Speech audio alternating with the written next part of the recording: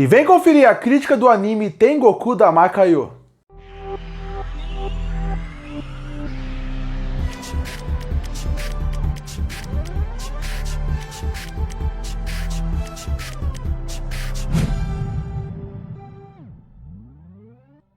E eu finalmente consegui assistir o anime Tengoku Dama-Kyo. Anime esse fechado em 13 episódios que pretende ter novas temporadas. Esse é só o começo da obra, pelo menos é isso que essa primeira temporada se vende.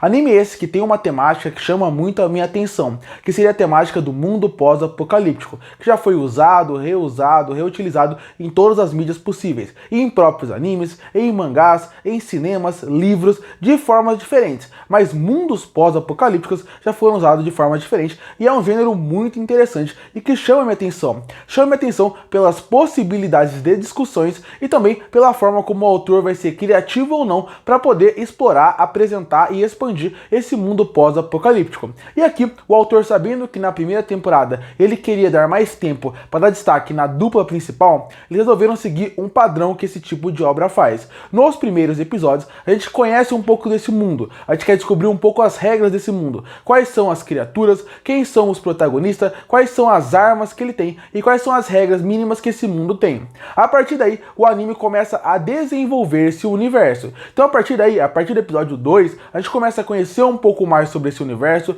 um pouco mais sobre esses personagens, começa a expandir um pouco mais e conhecer um pouco mais das leis que são presentes aqui. As leis, quando eu falo, são qual é o nível de humanidade de cada um, qual é o nível que o monstro tem, que o demônio, que o que fez o mundo pós-apocalíptico acontecer tem. Também apresenta um pouco mais do mistério nos primeiros episódios, e aqui você vai desenvolver um pouco mais esse mistério. Então essa metade fica muito mais para você conhecer os personagens, criar uma relação com eles, e a partir daí, quando chega no final, você tem uma virada para começar um próximo arco. Esse anime segue muito esse padrão.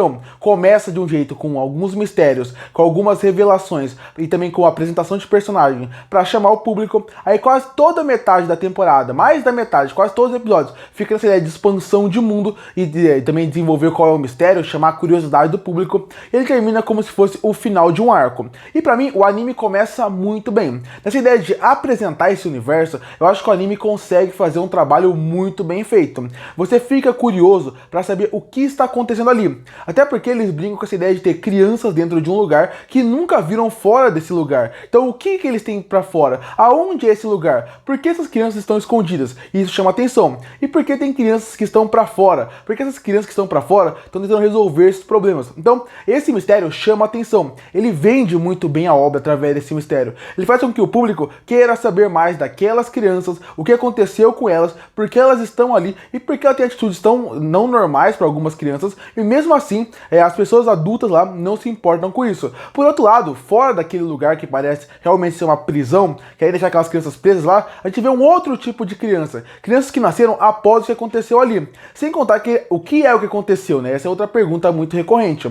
Nisso eles fazem muito bem. Sem contar que a animação no começo é muito boa, com boas sequências de ação, com um bom dinamismo. Gosto muito do design dos personagens e um rosto mais sisudo para cada um. Não fica algo que passa uma impressão de que esse mundo não está no caos. Não, é uma animação boa, fluida, mas o design dos personagens e o design do mundo também chamam muito minha atenção.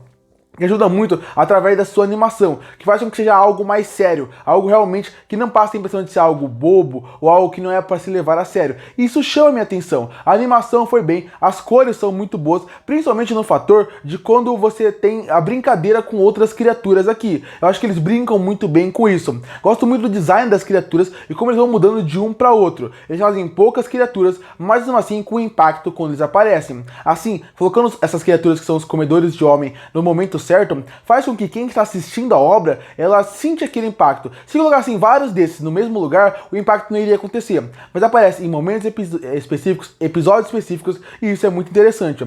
Também acho que o autor ele consegue conduzir muito bem os arcos dentro dessa temporada, mostrando como os personagens vão evoluindo ao longo da sua jornada. Tanto que a gente começa vendo uma parte mais humana de pessoas com essas criaturas que a gente não conhece, até o ponto de pessoas que têm mais esperança, que vivem num lugar quase sem nada, mas têm esperança de um dia sair salvo salvo de toda aquela situação. E a gente também chega a ver pessoas que são o caos, aquela velha discussão que a gente já viu milhares de vezes nesse mundo pós-apocalíptico, que é, existem os monstros, mas às vezes os problemas são muito além dos monstros. Às vezes os humanos são piores que os monstros que existem lá fora. Esse é assunto que é discutido, rebatido em várias obras diferentes com esse estilo, e aqui também está presente. O problema dessa obra é que ela começa muito bem.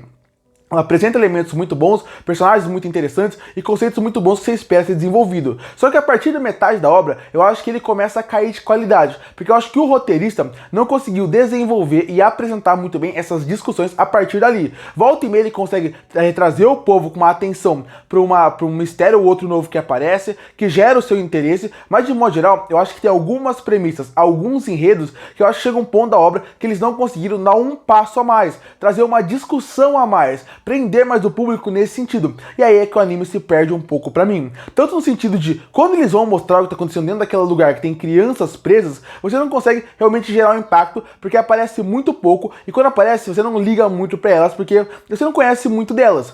E quando você realmente vai nelas, é pra explicar uma coisa muito específica. Então pra mim, eles perderam um pouco do potencial que tinha ali, que eu espero que mostre mais numa segunda temporada, que eu chamaria de a parte do The Promised Neverland dessa temporada, porque tem uma premissa muito parecida, uma ideia muito parecida, e como eles trabalham poderia ser mais interessante, usando a primeira temporada de The Promised Neverland como base para usar esse conceito aqui dessa arca que eles estão, desse lugar que eles estão presos, que eles não conhecem o mundo de fora. E na parte de fora tem coisas interessantes, flashbacks bons dos personagens, bons mostrar o passado deles, mas eu acho que nesse ponto, só ter os dois, eu acho que em alguns momentos vira algo um pouco maçante. Eu acho que tem alguns episódios, inclusive, que eles não conseguem trabalhar muito bem como desenvolver os personagens, a relação entre eles, e isso acaba incomodando um pouco. No final, os personagens são carismáticos, faz com que você torça por eles, mas em alguns pontos eu acho que o anime se perde um pouco. Foi como eu falei, esse anime, se ele fosse o primeiro anime que criou os conceitos que essa obra apresenta, ele seria muito acima da média, mas ele usa os clichês que a gente já conhece do gênero de uma forma realmente clichê, só que não inovando, e alguns eles passam muito por cima. Alguns assuntos poderiam ser mais decantados aqui, poderiam ser melhor trabalhados aqui. Eu acho que esse é um problema. Parece que o roteirista, em alguns assuntos, ele fica batendo na mesma tecla sem avançar, e outros que poderia ter um pouquinho mais de tempo para conversar, eles passam muito por cima. E aí gera o medo de ser o roteirista não sabendo como trabalhar essas ideias, porque as mais complexas ele passa muito por cima,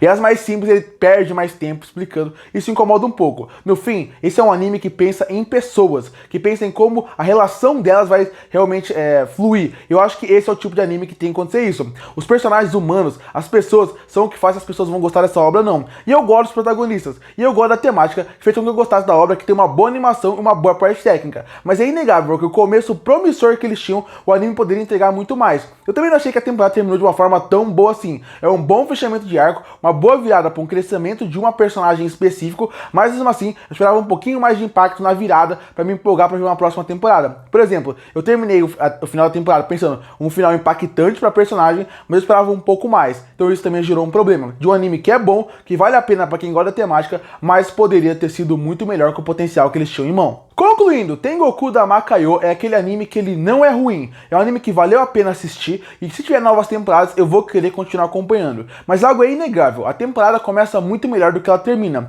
Ela começa muito bem, mostrando um potencial gigantesco, e ela vai caindo muito de qualidade, porque o roteirista não conseguiu utilizar muito bem os clichês apresentados, o universo apresentado, e como eles foram usar a partir daqui. Através disso, Tengoku Dama Kaioh é aquele anime que fica mais aquela sensação de um potencial desperdiçado, que não é ruim, mas poderia ter sido muito melhor, ainda mais pelo que ele mostrou no começo da temporada. E por isso que eu fecho o anime Tengoku Dama Kaioh com uma nota 7,5 de 10.